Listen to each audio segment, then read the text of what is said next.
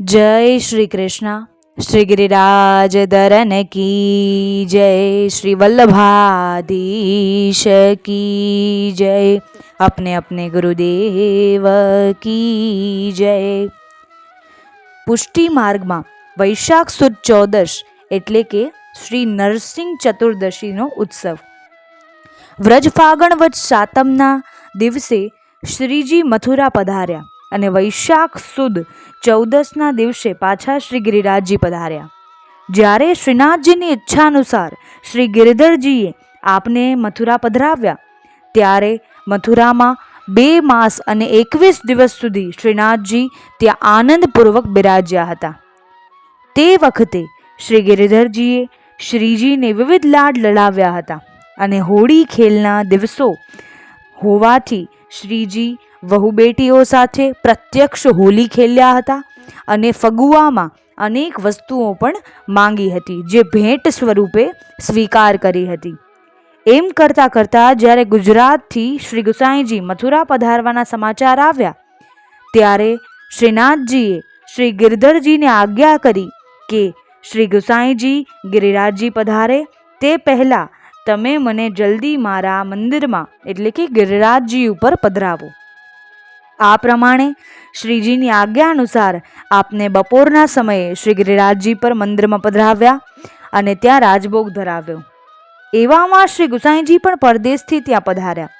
ત્યારબાદ 4 ઘડી દિવસ રહે શ્રીજીના રાજભોગ સરવાની ખબર આવી એટલે આપને આશ્ચર્ય થયું કે આજે આ સમયે રાજભોગ કેમ?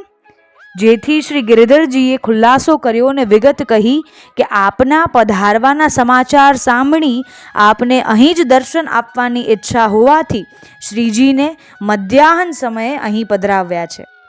આ સાંભળી શ્રી ગુસાઈજી રોમાંચિત થયા, ખૂબ આનંદિત થયા, પ્રસન્ન થયા. પોતાને પ્રત્યે શ્રીજીની અતુલ કૃપાનું વર્ણન કરીને શ્રી ગુસાઈજી સેવામાં પધાર્યા. તે દિવસે વૈશાખ સુદ 14 હોવાથી નરસિંહ જયંતીનો ઉત્સવ કર્યો. આપે શ્રીજીને પુનઃ સૈનમાં રાજભોગ ધર્યો. ત્યારથી શ્રીજી દ્વારમાં પ્રતિ વર્ષે સૈન ભોગની સાથે બીજી વખત રાજભોગ વૈશાખ સુદ 14ના દિવસે ધરવામાં આવે છે.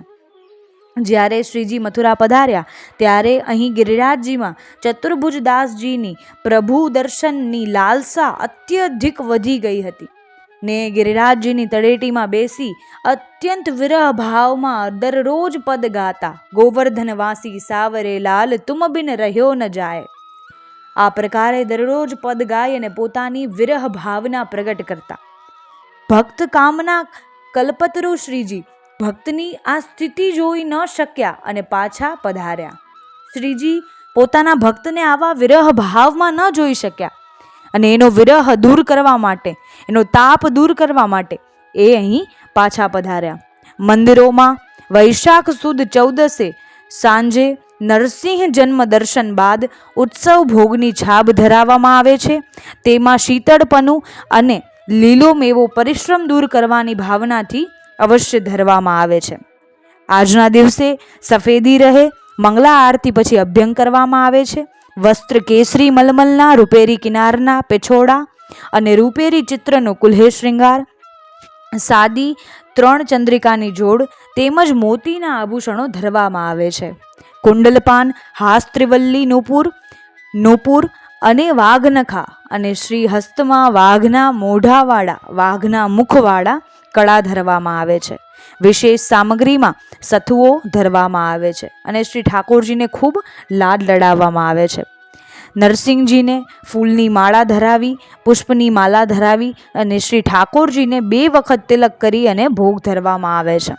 આ જ રીતે શ્રી નરસિંહ ચતુર્દશીનો મહાત્મ સમજવો જોઈએ કે વૈશાખ સુદ 6થી પ્રભુને ઠાડા વસ્ત્ર આવતા નથી. એટલે કે આપણે પ્રભુની જે સુખ છે, પ્રભુનું સુખ આપણે પહેલાં જોઈએ છીએ કે પ્રભુનું સુખ આપણા પુષ્ટિ માર્ગમાં સૌ પ્રથમ જોવામાં આવે છે. આપણી ઈચ્છા છે એ તો આપણે ધરીએ જ છીએ, પણ સાથે સાથે એમાં પ્રભુનું સુખ છે કે નહીં એ પણ જોવામાં આવે છે. તો આ જ રીતે શ્રી ઠાકોરજીને લાડ લડાવતા રહો અને શ્રી ઠાકોરજીને ખૂબ સેવા કરતા રહો અને એમની કૃપાની પ્રાપ્તિ કરતા રહો. જય શ્રી કૃષ્ણ, જય ગિરિરાજ.